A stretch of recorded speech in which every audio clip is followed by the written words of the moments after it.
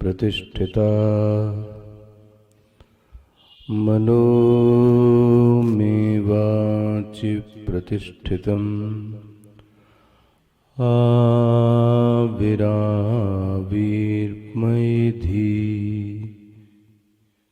वेदस्यमवाण्यस्थः श्रुतं मे मा प्रहासीः अनेनाधीतेन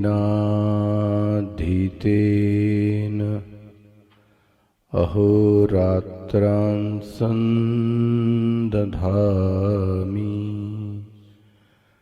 ऋतं वदिष्यामि सत्यं वदिष्यामि तन्मामवतु तन्वक्तारमवतु अवतु माम् अवतु वक्तारम् अवतु वक्तारम् ॐ शान्तिः शान्तिः शान्तिः।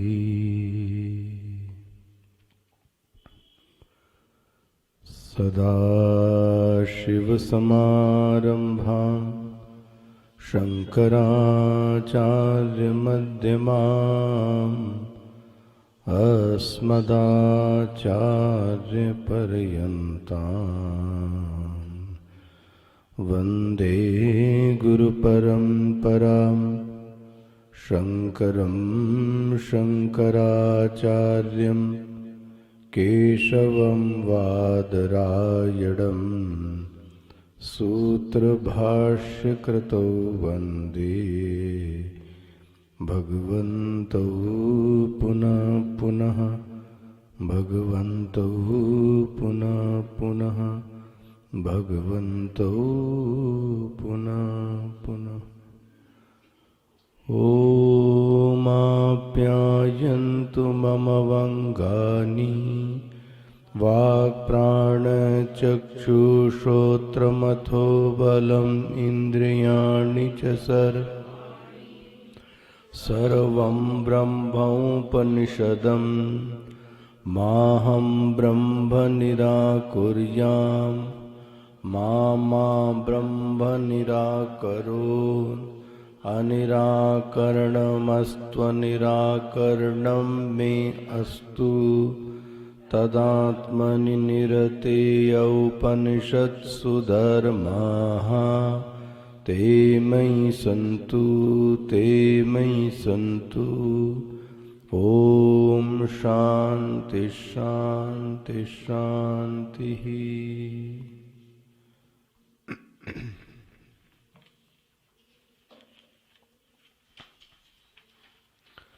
तस्यैतपोदमा कर्मेति प्रतिष्ठा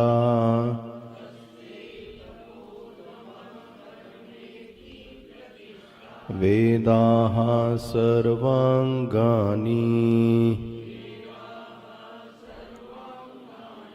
सत्यमायतनम् यो वायेतामेवं वेद अपरत्य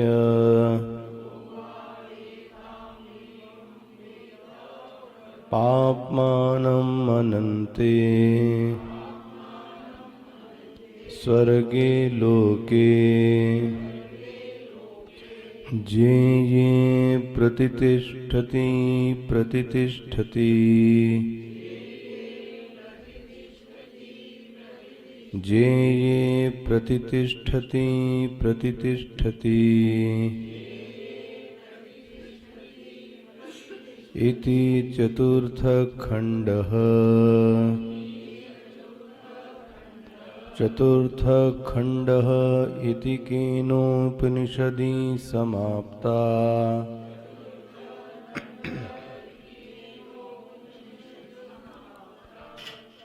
या इमाम को कम करो थोड़ा। या इमाम ब्राह्मीम उपनिषदम तवाग्रे अब्रूमेति तस्यैहि तस्या उक्तायाः उपनिषदः प्राप्ति उपाय। अम्मा भाष्य नहीं दिख रही हूँ। प्राप्ति उपाय भूतानि तप आदीनि। तपः कायेन्द्रिय मनसाम समाधानम दमः उपशमः कर्म अग्निहोत्रादि एतैः संस्कृतस्य सत्वशुद्धि द्वारा तत्वज्ञानोत्पत्ति दृष्टा हि अमृदित कल्मषस्य उक्तेः अपि ब्रह्मणि अप्रतिपत्ति विपरीत प्रतिपत्तिश्च यथेन्द्रिय विरोचन प्रवृत्तीनां तस्माद् इह वा अतीतेषु वा बहुषु जन्मान्तरेषु तपवादिभिः कृतः सत्वशुद्धेः ज्ञानं समुत्पद्यते यथाश्रुतम्। यस्य देवे पराभक्तिः यथा देवे तथा गुरौ तस्यैते कथिता हि यर्थाः प्रकाशन्ते महात्मनः इति मंत्रवर्णात्। ज्ञानम् उत्पद्यते पुंसां क्षयात् पापस्य कर्मणः इति स्मृतेः इति शब्द उपलक्षण प्रदर्शनार्थः।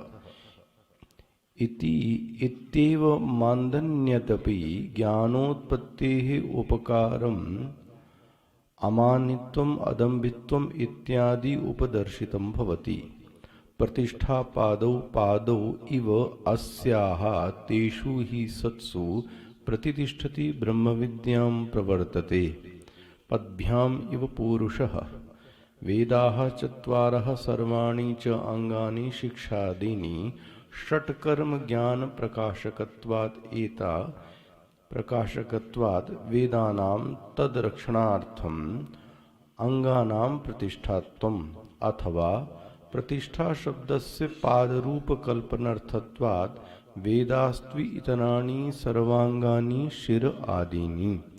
अस्मिन् पक्षे शिक्षादीनां वेदग्रहणेनैव ग्रहणकृतं प्रत्येतव्यम्। अंगीनि गृहीतेऽङ्गानि गृहीत्यान्येव भवन्ति।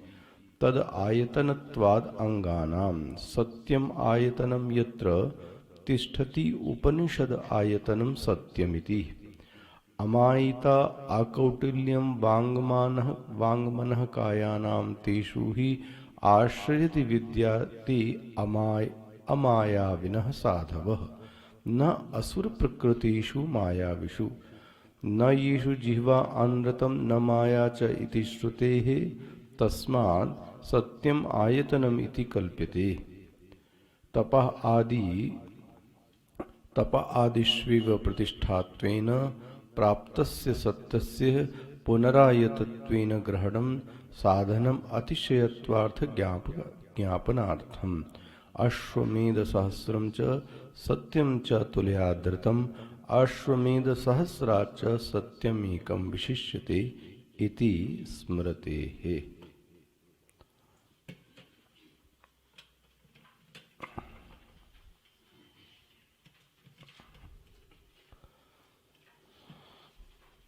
श्रुति इस मंत्र की व्याख्या के लिए कुछ उपायों को कहती है और उन उपायों को श्रुति यहाँ प्रतिष्ठा शब्द से कहती है कि ये ब्रह्म विद्या की क्या है? प्रतिष्ठा है। ब्रह्म विद्या की प्राप्ति के उपाय हैं। जैसे कि कोई भी व्यक्ति जो खड़ा होता है वो अपने पैरों पर खड़ा होता है, तो श्रुति भी इन्हीं अंगों पर, इन्हीं जिस साधक की यह अंग पुष्ट है पैर रूपी, उसी साधक में ब्रह्म विद्या का आगमन होता है। उसमें भी 3 उपायों की बात श्रुति ने कही थी। वो क्या क्या थे? तप, दमः, कर्म, है ना, ये 3 उपायों की बात कही गई। ये भाष्य जहां तक पढ़ाया था, एतैहि संस्कृतस्य सत्वशुद्धि द्वारा, इन्हीं तीनों अंगों के परिमार्जन से, एतैहि, जिस साधक ने इन तीनों का जीवन में अच्छी तरीके से अनुष्ठान किया है, तो साधना का जो फल आएगा वो सीधे ज्ञान नहीं आएगा। जो मूल्य हैं, नैतिक मूल्य, दैवी संपत्ति, इनका जीवन में अनुष्ठान करने से सीधे ज्ञान नहीं आता। इनके अनुष्ठान करने से सत्व शुद्धि द्वारा, देखो ये बीच में शब्द जरूर डालिए, एतैहि संस्कृतस्य, इनके संस्कार से, इनके परिमार्जन से, इनके अनुष्ठान से साधक का जो चित्त है वो क्या हो गया? शुद्ध हो गया। और सत्व शुद्धि द्वारा, देखो द्वारा शब्द लिख दिया, और जैसे ही सत्व शुद्ध हो गया वैसे ही तत्व ज्ञानोत्पत्ति ही, और वैसे ही उस साधक के अंदर ज्ञान की क्या हो गई? उत्पत्ति हो गई। अच्छा, भगवान भाष्यकार कहते हैं उल्टा भी जानना। उल्टा जानना मतलब क्या हुआ? ही अमृदित कल्मषः, जिस साधक के अंदर यदि कल्मष उपस्थित रहा तो बोले उसके अंदर क्या होगा? बोले ब्रह्म ज्ञान देते हुए भी, देखो जी क्या होगा? अप्रतिपत्ति ही विपरीत प्रतिपत्ति ही। संभव है कि वह उस बात को समझे ही नहीं। देखो, सुनते हुए भी, उपदेश लेते हुए भी अप्रतिपत्ति ही, दूसरा क्या बोल दिया? विप्रतिपत्ति ही। या तो समझ में ही नहीं आता, या तो कुछ उल्टा ही समझ में आता है। जैसे कि यथा इंद्र विरोचन, कल बात स्पष्ट हो गई। और बहुत ही सुंदर पंक्ति है, ये श्लोक मैंने आपसे कहा था कल, इसको रट लीजिए। यस्य देवे पराभक्ति ही यथा देवे तथा गुरु। ये बहुत सुंदर श्लोक है आत्मज्ञान। तो इसको कंक्लूड करते हैं। साधना के जरिए से उसने सत्व को शुद्ध कर लिया। उस शुद्ध सत्व में अब ब्रह्म रूपी प्रमा का उद्भव होता है। उस ब्रह्म ज्ञान का प्रगटीकरण होता है। तो प्रगटीकरण के हेतु का कारण क्या बना? शुद्ध सत्व शुद्धि। और सत्व शुद्धि का हेतु क्या बना? जीवन में दैवी संपत्तियों का अनुष्ठान। स्पष्ट होता है इतना? अच्छा, एक चर्चा और सुन लीजिए, हो सकता है आपके मन में आए। जब ये कहा गया कि उसका अंतःकरण शुद्ध हो गया, और शुद्ध अंतःकरण से ज्ञान हो गया, यस्य देवी परा भक्ति यस्य देवी तथा गुरु। यदि उसका अंतःकरण शुद्ध हो गया तो ज्ञान तो उत्पन्न होता है, वह तो सच है। लेकिन कैसे पता कर लें कि मेरा जो सत्व है वह शुद्धि के मार्ग पर है? ये बीच की चर्चा। ये पकड़ में आया प्रश्न क्या है? मेरी सत्व शुद्धि की दिशा ठीक चल रही है, मेरा अंतःकरण शुद्ध हो रहा है, मैं इस बात को कैसे पता करूं? मेरे जीवन में ऐसे क्या लक्षण प्रकट होने लगते हैं जिससे मुझे यह सब बात समझ में आती है, हाँ, कि मेरा अंतःकरण शुद्ध हो रहा है। थोड़ा सा कम करें को। तो देखो, इसकी जो पहली निशानी है विशुद्ध सत्व के लक्षण की, वह है साधक अपने पूर्व जीवन को देखता है और अभी के जीवन को देखता है तो एक अंतर उसको बहुत स्पष्ट दिखाई देता है। बड़ा प्रायोगिक अंतर है और हमारे गुरुजी स्वामी जी इस विषय पे बहुत जोर देते रहे। तीसरे अध्याय में भी चर्चा आई होगी। शुद्ध अंतःकरण की पहचान क्या बनी? तो बोलते हैं अब वह जब कोई मलिन चर्चा होती है, उस मलिन चर्चा में उसकी अरुचि उत्पन्न हो जाती है। मलिन चर्चा मतलब क्या हुई?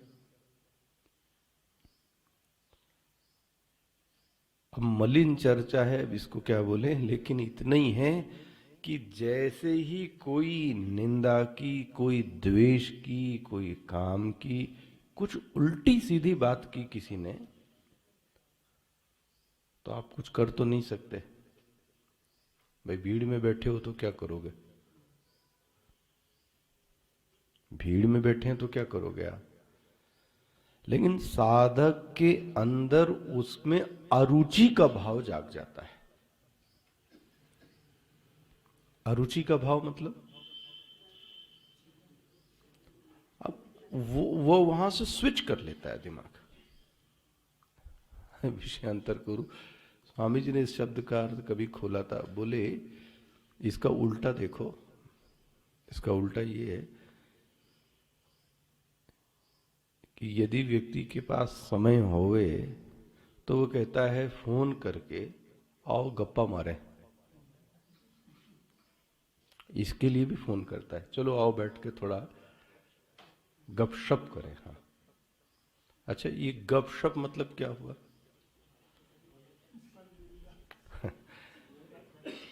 गपशप को बराबर ब्रह्मचर्चा। देख रहा है ये हम लोगों के जीवन। गप मतलब ही है मृषा भाषण। मृषा भाषण जो आपके लक्ष्य अनुरूपी चर्चा नहीं है, तो बोले खाली बैठे हैं दोनों लोग मिलके गप्पे मारते हैं, आओ। अच्छा, उसका परिणाम क्या होएगा? अब उस गप्पे मारने में और सुनने में हमको क्या आता है? बड़ा रस आता है। सुनाने में भी आता है और सुनने में भी आता है। ये ध्यान रख लेना, ऐसा चित्त मलिन है। ऐसा चित्त मलिन है। इसका उल्टा कह रहा हूं। जैसे ही सत्व शुद्ध होता है, उस साधक को अरस, देखो मैं ये नहीं कह रहा हूं कि अब भाग तो सकता नहीं है, उसको गाली तो दे नहीं सकता, व्यवहार तो गड़बड़ नहीं कर सकता, फोन पे कोई बुला के वो आ ही गया तो अब क्या करोगे आप? अब वो आ ही गया, बैठ गया सामने, तो अब क्या करोगे? तो भगाना तो शिष्टाचार नहीं है। लेकिन उसके अंदर से अरुचि भाव पैदा हो जाती है। कहां से ये चर्चा चला दी इसने? देखो, जिस दिन अरुचि का भाव पैदा हो जावे, किस चर्चा में? मलिन चर्चा में। आप पहली निशानी जान लेना कि आपका जो चित्त है, हाँ, वो क्या हो गया? वो शुद्ध हो रहा है। मलिन चर्चा में अरुचि, अच्छा ये ध्यान रखना, अरुचि मतलब ना तो कहने में रुचि है, हाँ, बोले हमने कुछ बोला नहीं था, बोला तो उन्होंने था, ले, ये भी इसी में शामिल है। तुमने कहा नहीं, लेकिन तुमने बहुत कुछ, और क्योंकि तुमको सुनने में मजा आ रही थी। वाह।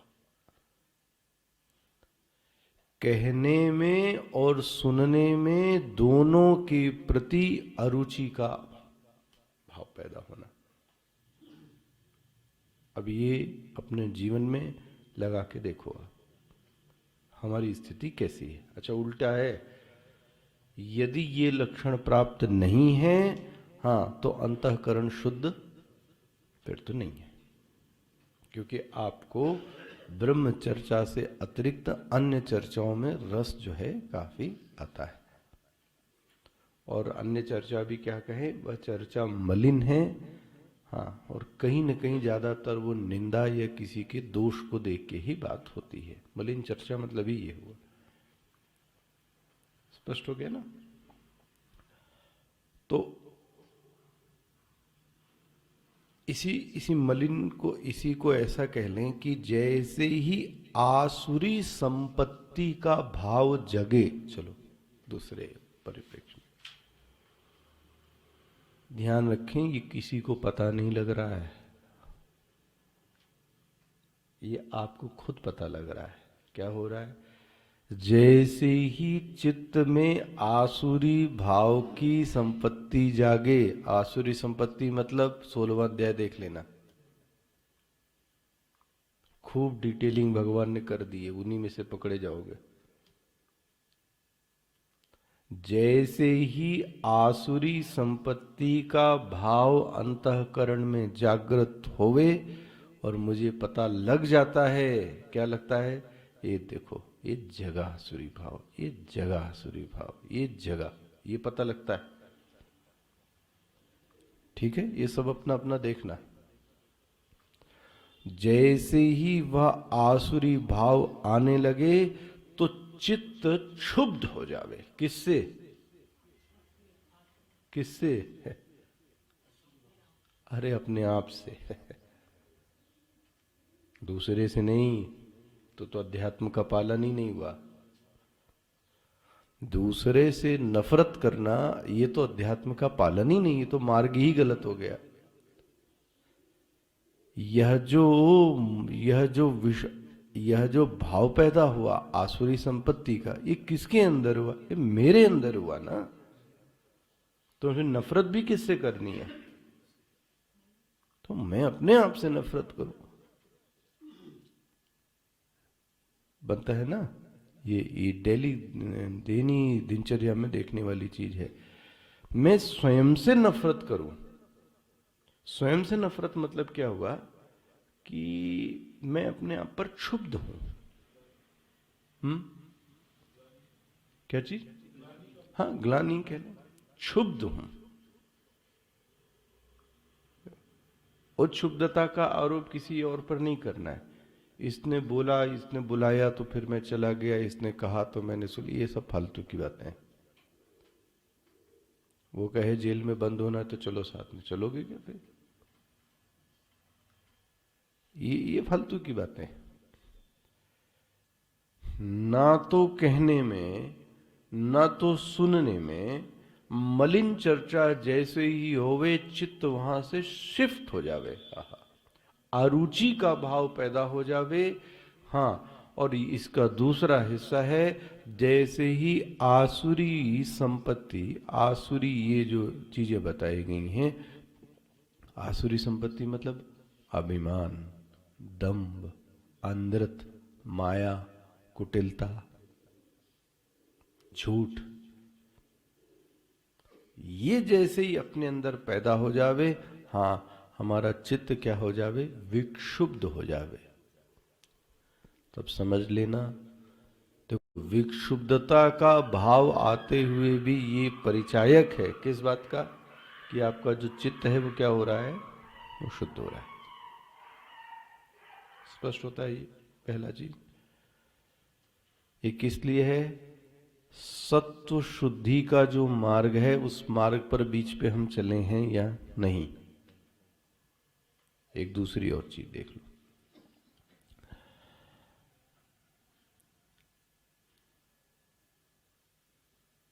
वह अब इन चीजों में क्या कहें, उसके रस का जो स्थान है वो शिफ्ट हो गया, रस स्थान बदल गया। देखो जी, जो चित्त ऐसा निर्मित हुआ, देखो जी, अब उसके रस का जो स्थान है वह चर्चा नहीं है, वह किसी से मिलना नहीं है, उसकी जो रस का स्थान है वो प्रभु है, वो ब्रह्म ज्ञान है। ये दो चीजें हो गई। अब उसके रस का स्थान कोई और नहीं बचता। अच्छा, थोड़ा और मनन करो, हमारे रस का स्थान क्या होगा, अपने ऊपर लेके आए।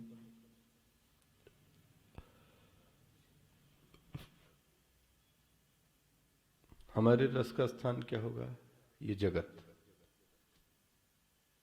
और ये विषय। तो हो सकता है साधक कहे कि क्या मैं मर जाऊं, मैं इस जगत में न रहूं,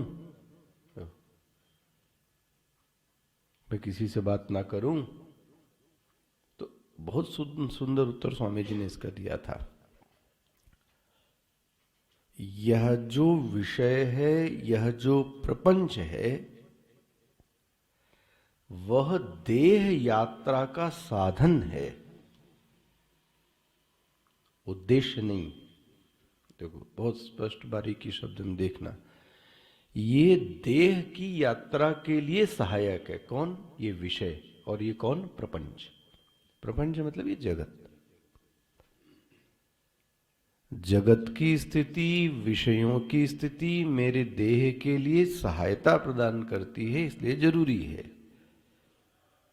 लेकिन मेरे जीवन का रसस्थान नहीं होगी। वाह, ये दो चीजें हो गई।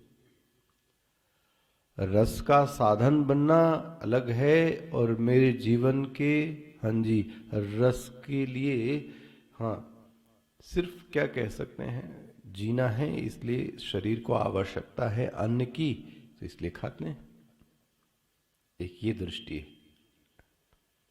एक इसलिए खाते हैं, हाँ, क्योंकि अच्छा लगता है। दो दो दृष्टियों में अंतर हो गया कि नहीं हो गया? क्योंकि देह को आवश्यकता है इसलिए खाते हैं। अगर ये अप्रोच रखेंगे तो कभी लड़ाई नहीं होगी भोजन की, कभी लड़ाई नहीं हो सकती। जो आ गया उसको व्यक्ति ने क्या कर लिया, पा लिया, और पाने के बाद क्योंकि इतना पेट में पहुंच गया कि अब आपको नींद आ सकती है, थोड़ा सा जीवन में रस भी आ गया, बस खत्म हो गया काम।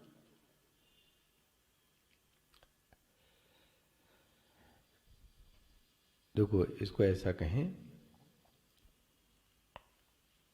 इंद्रिय तर्पण के लिए विषय की भूमिका नहीं है, विषय की भूमिका इंद्रिय तर्पण के लिए नहीं है, देह यात्रा के लिए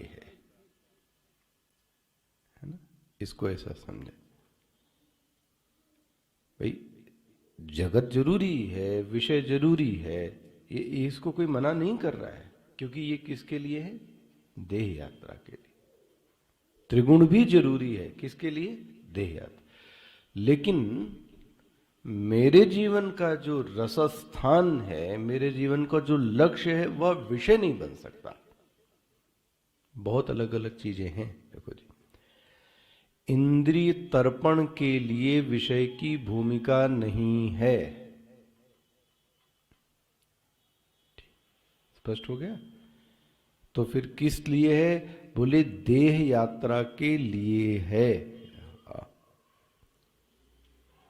ऐसे शुद्ध अंतःकरण का, चित्त का जो रस है, हाँ, वह प्रभु में आता है, वह ब्रह्मचर्चा में आता है, ना कि विषयों में आता है।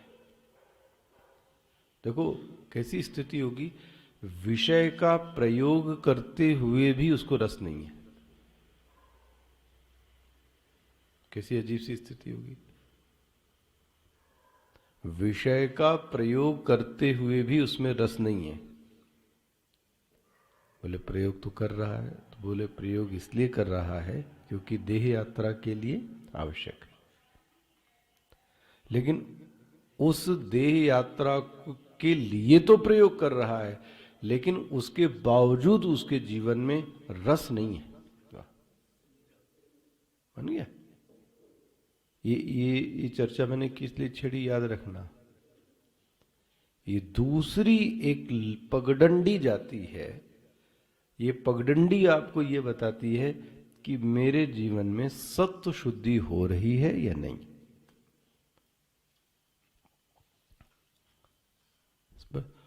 इसीलिए सोवत जागत शरण तिहारी, सोवत जागत शरण तिहारी। उसके चित्त में फिर प्रभु के सिवाय और कोई नहीं है। ये कोई मलिन चर्चा नहीं महाराज, कोई विषय नहीं, कोई ये सब नहीं।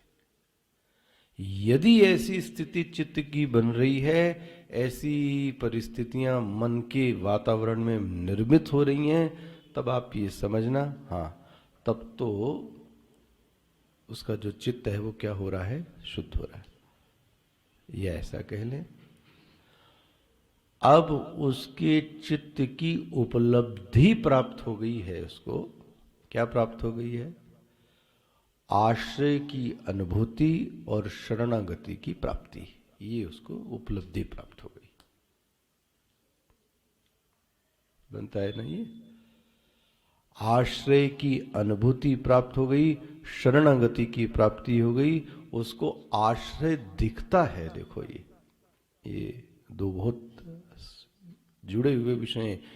आश्रय और सुरक्षा ये दोनों आपस में एकदम है। जहां आश्रय की अनुभूति होगी वहां सुरक्षा की अनुभूति होगी। इसको काट के देखो आप।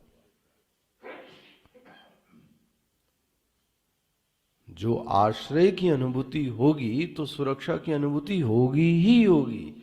असुरक्षित चित्त वही है, हाँ, जिसकी आश्रय की अनुभूति नहीं है। एक छोटे से बच्चे को भी पता हो कि ये मेरा आश्रय है, तो वो कैसा फील करेगा? सुरक्षित। ऐसे ही जीवन में है।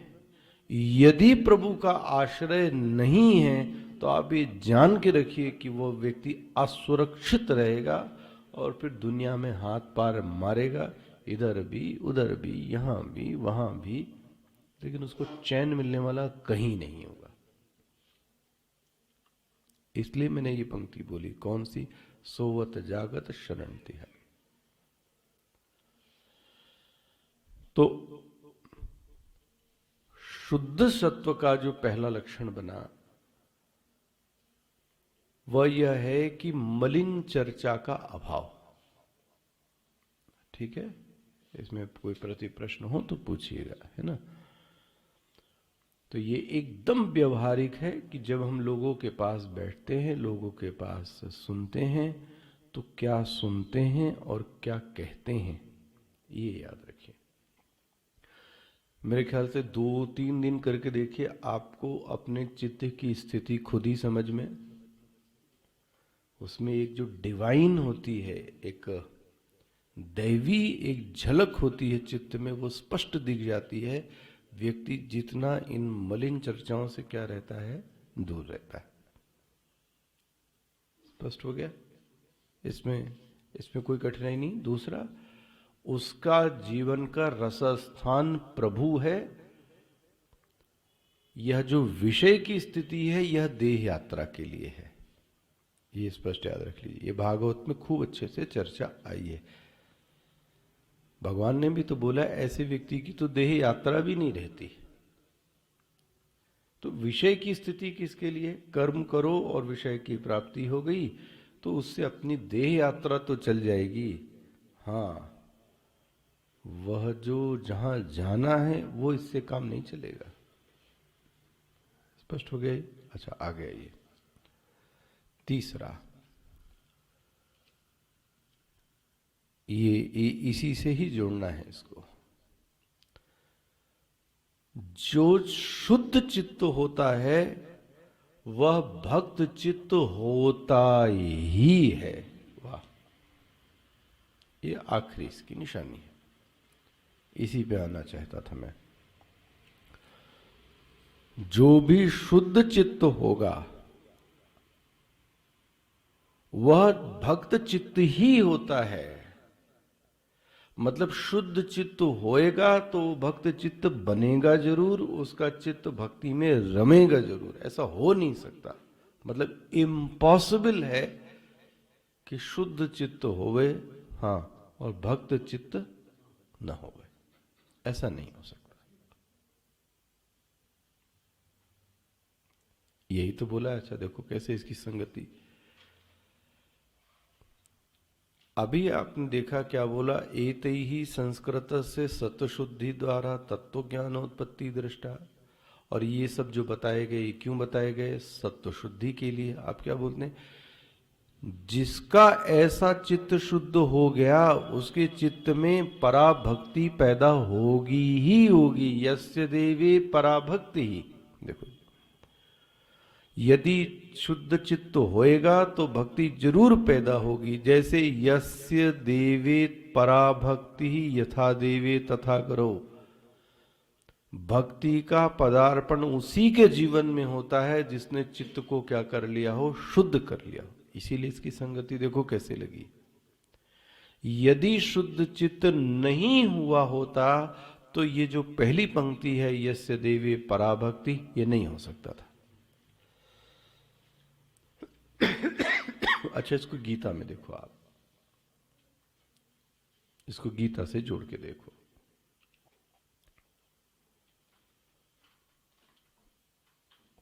कौन लोग मेरी शरणागति को प्राप्त होते हैं?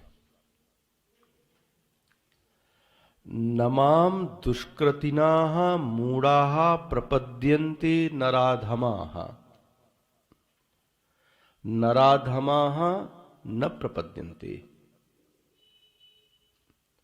नराधमाः लक्षण क्या है नराधमा का? के नराधमाः, कौन है नराधम? बोले दुष्कृतिना। देखो कितनी स्पष्ट पंक्ति है।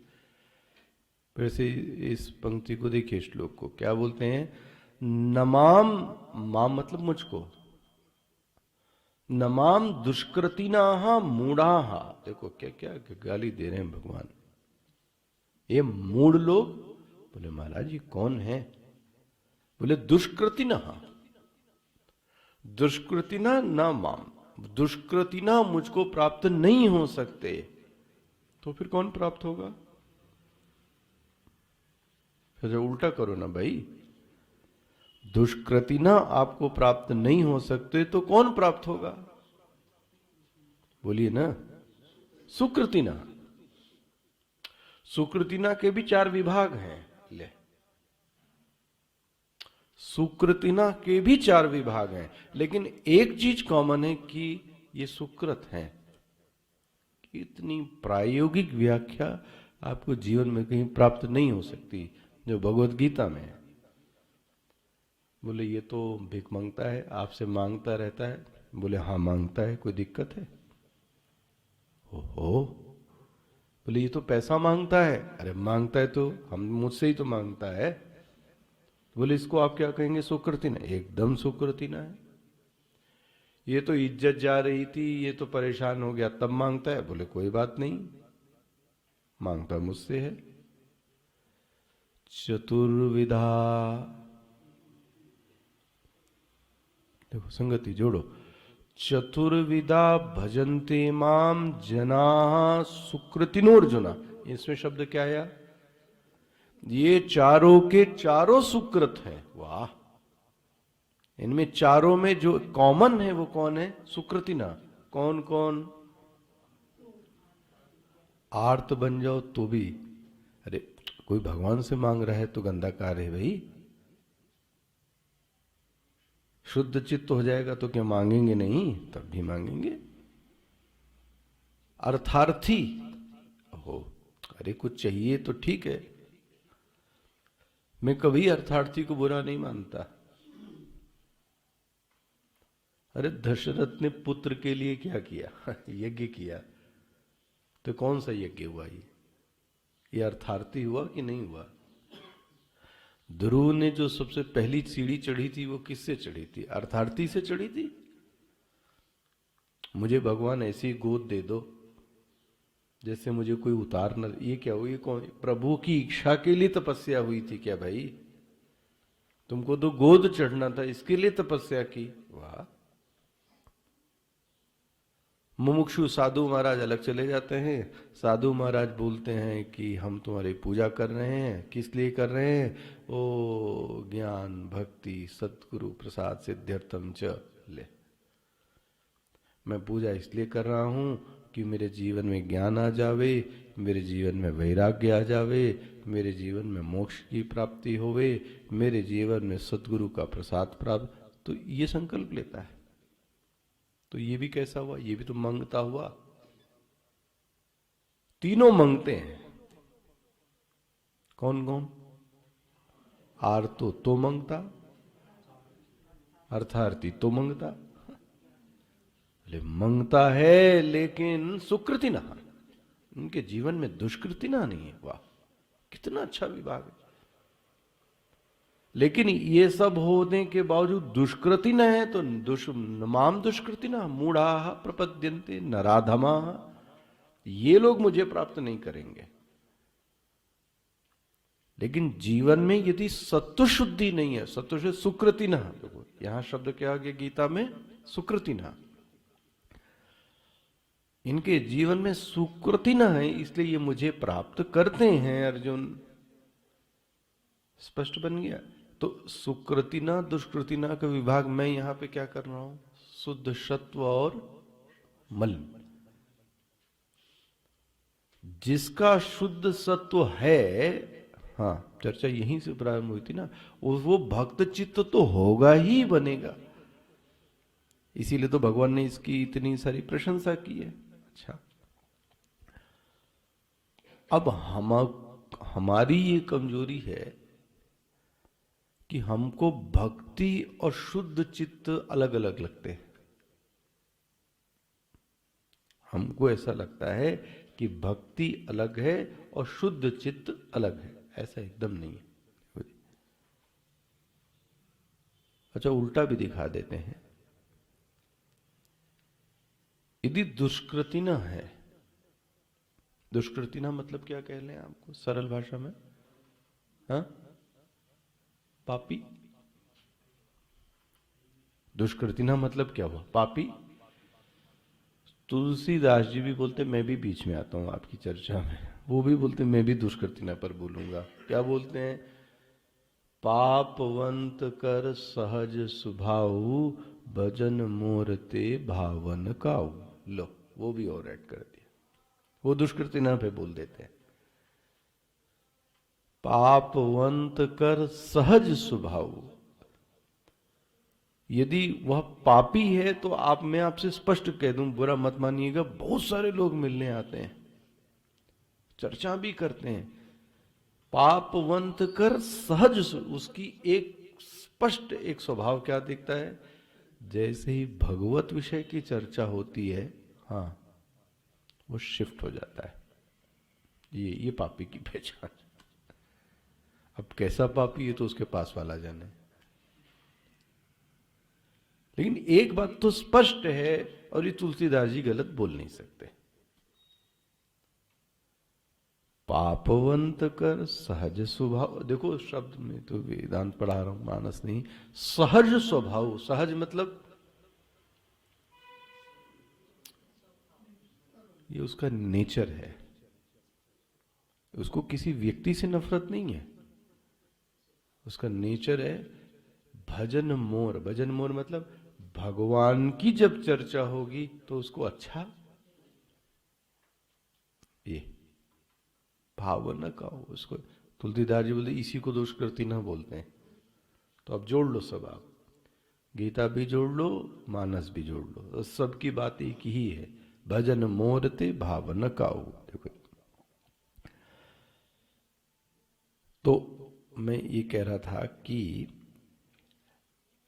ये जो लोगों की धारणा है, लोगों की धारणा क्या है? शुद्ध चित्त अलग है, हाँ, और भक्त चित्त अलग है। ऐसा एकदम नहीं है। देखो जी, जो शुद्ध अंतःकरण का बनेगा, हाँ, वह भक्त अंतःकरण तो बने। यही तो देखो, यस्य देवे पराः भक्ति ही, देखो यस्य देवे, ये शुद्ध चित्त हुआ तो उसके जीवन में भक्ति आई ही आई, पराभक्ति आएगी ही आएगी, गुरु के प्रति, ईश्वर के प्रति। लेकिन हम लोग व्यवहार में प्रैक्टिकल के नाम बोले, हम बहुत प्रैक्टिकल हैं, इसलिए हम भक्ति नहीं कर सकते, भगवान को नहीं मानेंगे। आप क्या कहें आप?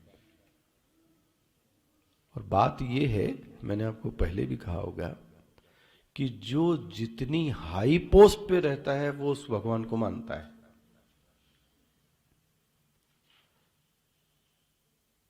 जो जितनी हाई पोस्ट पे, वो भगवान को मानता है, क्योंकि उसको असलियत सब पता रहती है कि मेरा कितना है।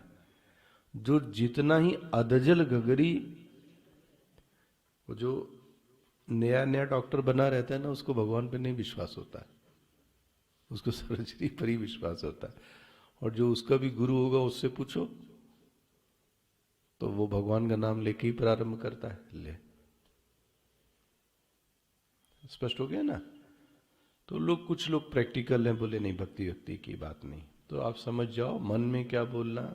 पापवंत कर सहज स्वभाव, भजन मूर्ते भावना, इसको इसके जीवन में नहीं।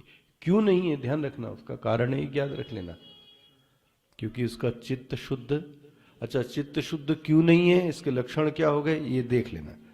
गप्पे मारने में मजा आती होगी, उसके जीवन में जो रस है वो कहीं और है, तो फिर कहां से आएगा शुद्ध चित्त? तो हृदय की जो क्षुद्रता, दुष्टता है, ये हृदय की जो गंदगी है ना, इसका पहला ही कार्य होता है कि हमको प्रभु से क्या करती है, ये अलग कर देती है। मुझे आसुरी संपत्ति यही समझ में आया, पहला कार्य ही ये करती है कि ये मुझको प्रभु से क्या करती है, अलग कर देती है। और यदि शुद्ध चित्त होता है, भक्त चित्त होता है, तो फिर तो भगवान तो हो, मैंने बोला ना, फिर तो सुरक्षा की अनुभूति, फिर तो भगवान जिस जब भक्ति पैदा हो गई, देखो इसको जोड़ो आगे, तो भगवान का प्रेम ऐसा है, भगवान का वात्सल्य ऐसा है कि जब वो देख लेते हैं कि ये शुद्ध चित्त का व्यक्ति है, भक्त हृदय है, तो भगवान का वात्सल्य ऐसा है कि भगवान हमको कभी अज्ञानी रहने नहीं देते, चाहे हम चाहें और चाहे हम न चाहें। फिर से कह रहा हूं, मान लें, इसको एक दृष्टांत से समझाते हैं, स्वामी जी भी बहुत अच्छे से इसको समझाते थे। पिता की गुरु, ईश्वर की जगह पिता को रख लो, तो पिता अपने पुत्र पर प्रसन्न है,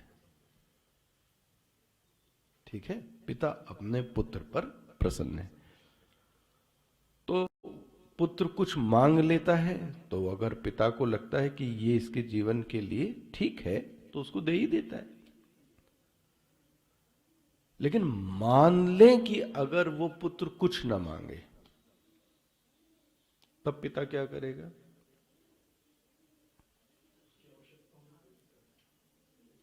उसके न मांगने पर भी, किसके न मांगने पर?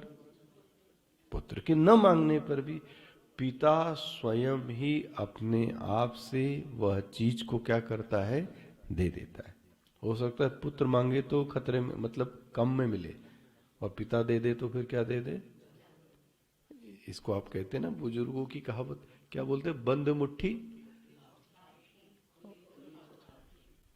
क्या बंद मुट्ठी लाख की, खोलो तो खा। भगवान के साथ में भी है, डर ही लगता है कि हम मांगेंगे तो फिर वही सब कुछ मांग लेंगे।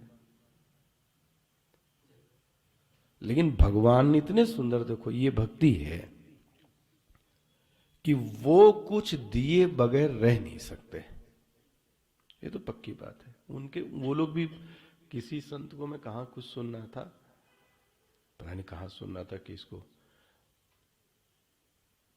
भगवान बोले परेशान है कि मेरे पास इतना है, मेरे से कोई ले क्यों नहीं रहा है। वो देने के लिए परेशान घूम रहे हैं, लेकिन प्रश्न ये है कि उस शक्ति को लेने के लिए कोई तैयार देने के बाद, क्योंकि उनके पास तो कैसी है गुण निधि समुद्र है महाराज, उनके पास देने से कम थोड़ी ना होता है। बट देने के लिए तैयार है, पिता देने के लिए तैयार है, गुरु देने के लिए तैयार है, बट लेने वाले का जो चित्त है वो उसके योग्य नहीं है कि वो उसको क्या कर सके, दे सके। लेकिन देखो, मैं तो ये कह रहा था, अब भगवान क्या करते हैं, तो वो हमारे जीवन में ऐसी व्यवस्था करते हैं, और सावधानी से सुनिएगा, ऐसी व्यवस्था करते हैं कि किसी तरीके से हमको ज्ञान, हमको वह मुक्ति क्या हो जाए, प्राप्त हो जाए। ध्यान रखना, ये व्यवस्था कौन करता है, ये भगवान का वात्सल्य। तो क्या व्यवस्था करोगे, इसमें भी मैं आपको दिखाऊं, स्वामी जी इसमें भी बोलते थे, मान लो अच्छा गुरु है, वो ऐसा बोलते थे, वो बोलते थे आश्रम है और गुरु भी है, लेकिन आश्रम में कुछ उत्सव ही मन रहा है, तो ज्ञान की चर्चा। अच्छा गुरु है तो वो कहीं बिजी है, और ये हमारी उस तक पहुंच, तो क्या फायदा मिला। अच्छा आश्रम है तो कुछ और प्रोग्राम हो रहे हैं, तो ज्ञान की चर्चा मिला। ये संयोगों को, घटकों को मिलाने वाले वही हैं। मैं आपसे बताऊं क्या क्या करते हैं। जैसे अभी अम्मा ने कहा, पहले उस शिष्य के, उस पुत्र के कल्याण के लिए वो किसी को भेज देते हैं, जाओ क्या करो, इसको क्या करो, ज्ञान दे दो। ध्यान रखना, ये किसके साथ हो रही, सबके साथ नहीं घटना है। शुद्ध अंतःकरण, ये आप इस जितना कर पाए इस पर निबंध लिखिएगा, पहचानिए इसको क्या क्या कहा जा रहा है। शुद्ध अंतःकरण पर उसके आसपास एक वातावरण निर्मित कर देते हैं कि वो वातावरण उसको ज्ञान देने के लिए हाँ और सहायक हो जाता है। तो वातावरण तो वो बना में, गुरु तो पहुंचा दें, ज्ञान के अन्य साधनों की व्यवस्था वो कर दें। यही नहीं, आहा, उसके जीवन में ज्ञान के प्रति रुचि भी पैदा कर देते हैं। ले, इसने तो शुद्ध सत्व किया बस इसने ज्ञान के प्रति रुचि को पैदा करने वाले भी वही हैं। वो जिज्ञासा को पैदा करने वाले भी वही हैं। तो आप सोचो ना, वो क्या न बन के आए। देखो स्पष्ट हुआ, क्या घटक बनकर वो कुछ ऐसा चमत्कार करते हैं। जिज्ञासा बनकर वो आ जावे, गुरु बनकर वो आ जावे, वातावरण वो दे दें, अन्य ज्ञान के संसाधन वो आपको जल्दी से सुलभ करा दें, लेकिन वो आपका कल्याण किए बिना हाँ रहने वाले, यदि याद रख लेना, शुद्ध अंतःकरण ना हुआ तो। स्पष्ट हो गया। इतना हिस्सा भक्ति का है। ये जो हिस्सा है ये किसका है, ईश्वर का। देखो फिर से इसको गीता से आपको जोड़ता हूं। तुमने ये कर लिया, बोले हाँ मैंने कर लिया। तुमने अपना हिस्सा कर लिया, शुद्ध अंतःकरण कर लिया, बोले महाराज भरपूर कर लिया, खूब शुद्ध कर लिया। बोले अब मैं करूंगा। अब आप क्या करोगे, ददामी बुद्धि योगम। देखो ददामी शब्द अहम ददामी, मैं दूंगा तुमको ज्ञान। बोले महाराज कैसे? बोले कैसे दूंगा वो तुम मुझ पर छोड़ो। स्त्री बन के आऊं, पुरुष बन के आऊं, नरसिंह बन के आऊं, पत्थर बन के आऊं, क्या बन के आऊं, ये मुझ पर छोड़ दो। लेकिन एक मेरी, हाँ ये मैंने शर्त रखी है, मैंने वरदान दिया है, अहम बुद्धि योगम ददामी। बोले महाराज इससे होगा क्या? बोले ये न बुद्धि योगे न माम उपयांति, और तुम मुझको क्या कर लोगे? प्राप्त कर लोगे। ये बुद्धि योग देने का कार्य ईश्वर का है, उसके पूर्व की व्यवस्था करने का कार्य हमारा है। ये दो विभाग स्पष्ट होने चाहिए। ज्ञान के पीछे मत भागिए, शुद्ध अंतःकरण हमारी जिम्मेदारी है, वो हम करें। देखो स्पष्ट हुआ। तो विशुद्ध सत्व का परिणाम, हाँ विशुद्ध सत्व का परिणाम है भक्ति। देखो जी, ये भक्ति ज्ञान के सभी कारकों को एकत्र कर देती है। हाँ,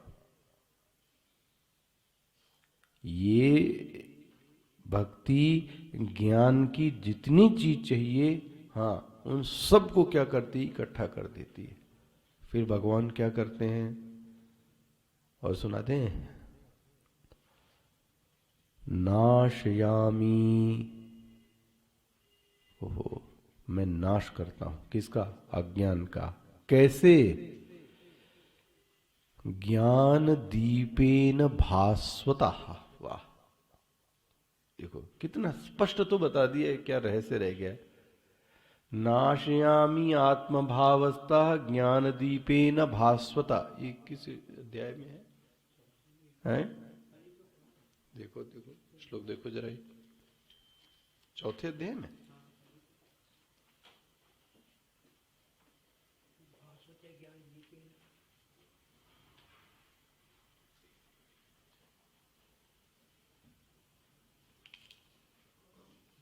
जोड़ो भाई, कहाँ है?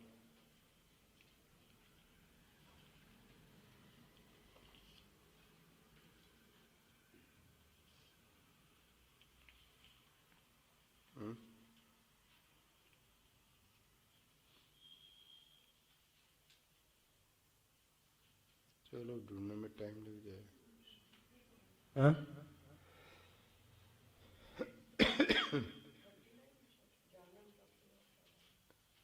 ज्ञानम लब्ध्वा पराम शांति में चिरेणादि गच्छति, ऐसा होगा ना? नहीं, आत्मनाशयामी आत्मभावस्था ज्ञानदीपेन भास्वता। ये वो किसी के पास गीता का भाष्य है? हैं? नाशयामी आत्मा,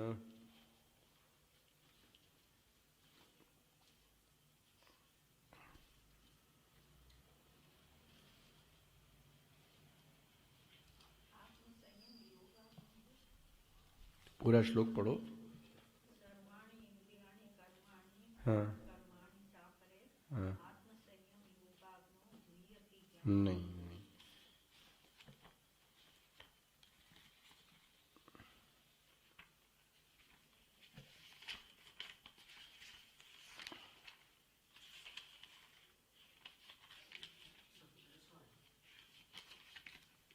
हाँ बोलो, श्लोक बोलो।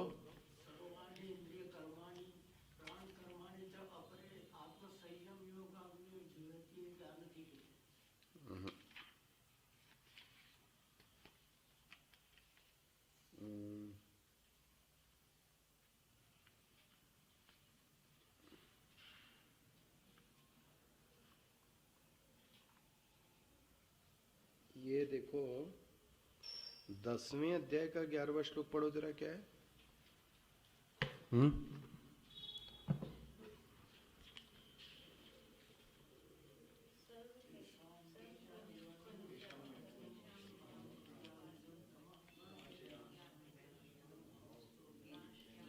आ गया?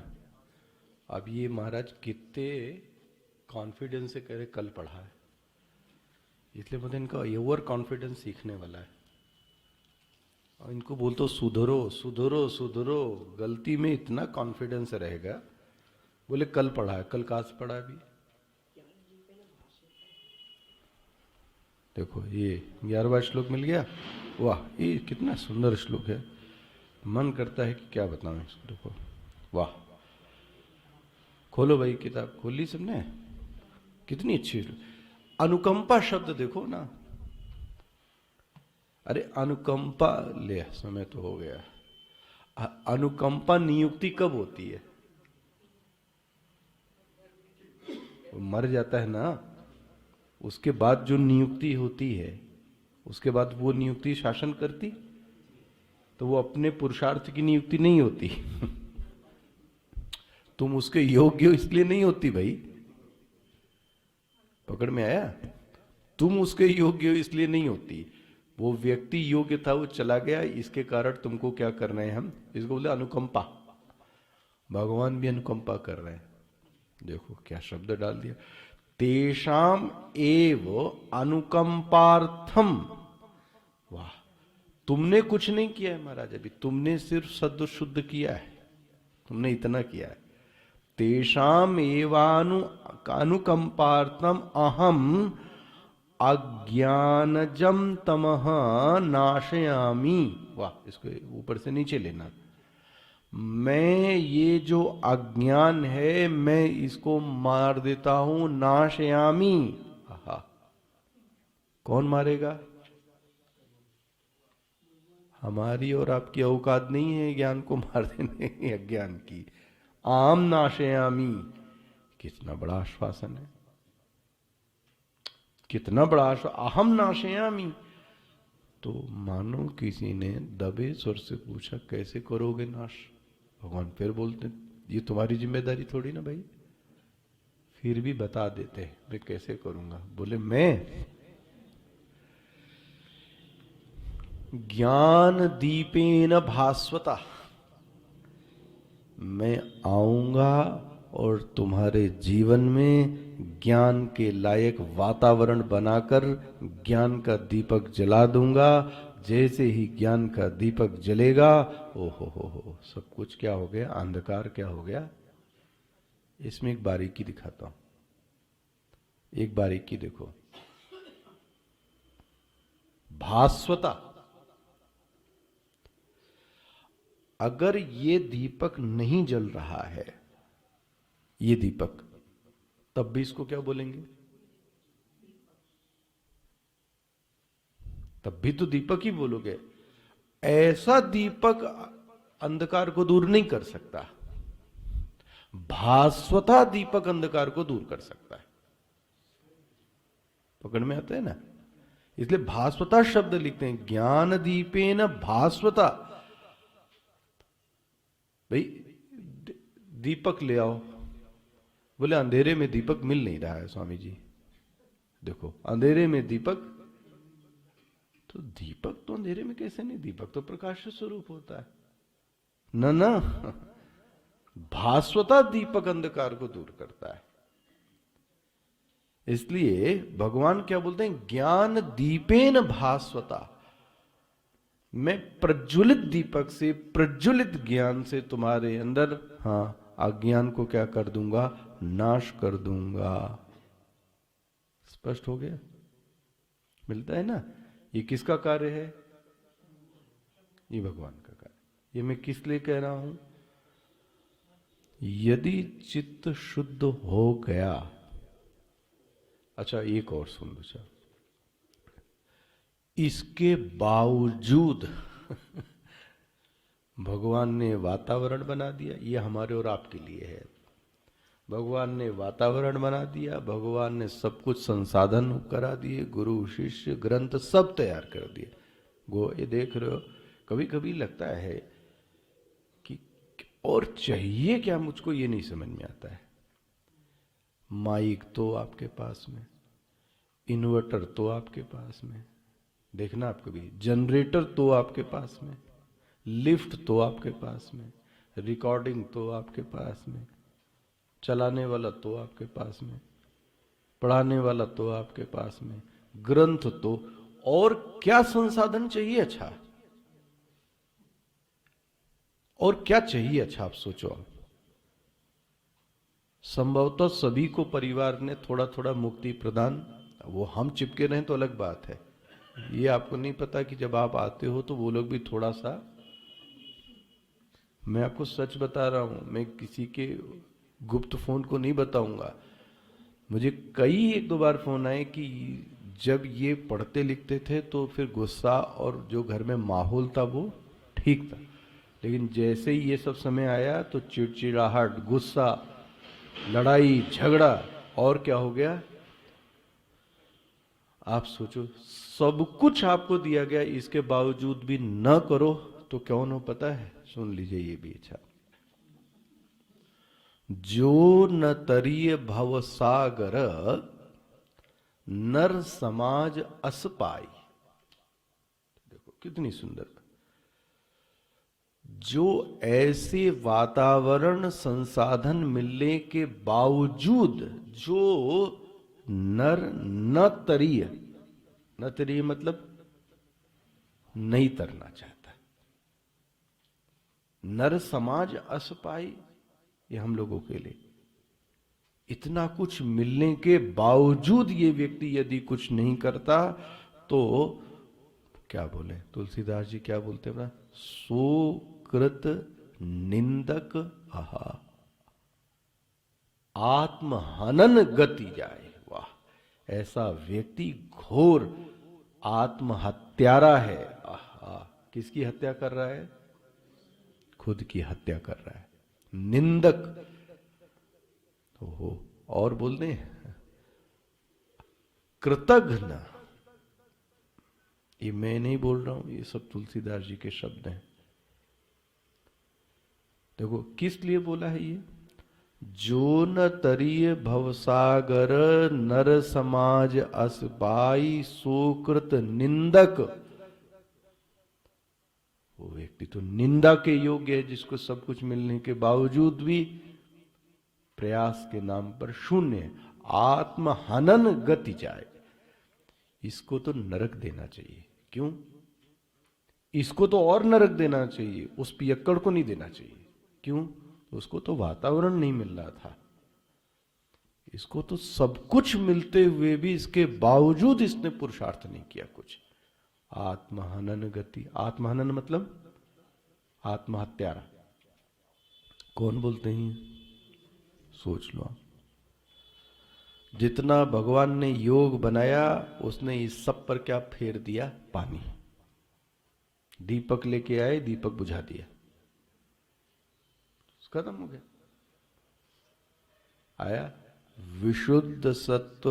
विशुद्ध सत्व क्या करती है? भक्ति, और भक्ति में हाँ फिर तो ज्ञान पैदा होता है।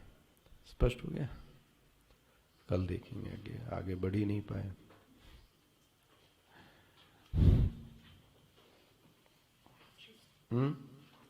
पांचवा अध्याय। ओम श्री परमात्मने नमः। अथ पंचमोऽध्यायः। अर्जुन उवाच।